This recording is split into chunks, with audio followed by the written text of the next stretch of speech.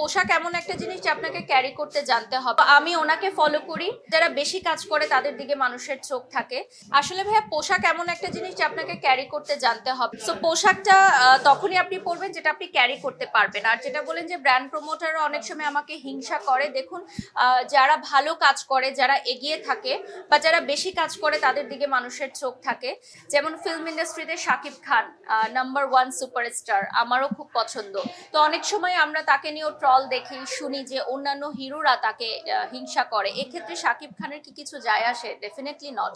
সে তার নিজ গতিতে এগিয়ে যাচ্ছে, সে তার কাজ দিয়ে কথার উত্তর দিচ্ছে। সো আমি ওনাকে ফলো করি। আমি মনে করি যে আমি কাকে ফলো করব। বসুন্ধরা টিস্যু, অশুদ্ধতার বিরুদ্ধে এক বিন্দুও ছাড় নয়।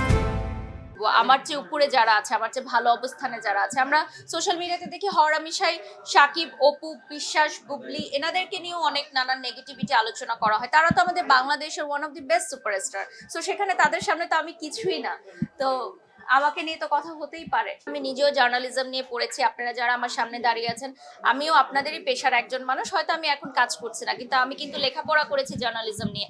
তো সবসময় আমার জার্নালিস্ট ভাইদের এবং বোনেদের জন্য আমার স্যালুট থাকে, সম্মান থাকে। আমি যে অনুষ্ঠানে যাই চেষ্টা করি তাদেরকে যুক্ত করার, সংযোজন করার, তাদেরকে কখনোই আমি এড়িয়ে যাই না। তো আমাদের যে সার্কেলটা ওটা এখনো আছে, আমাদের আজকেও দেখা হয়েছে।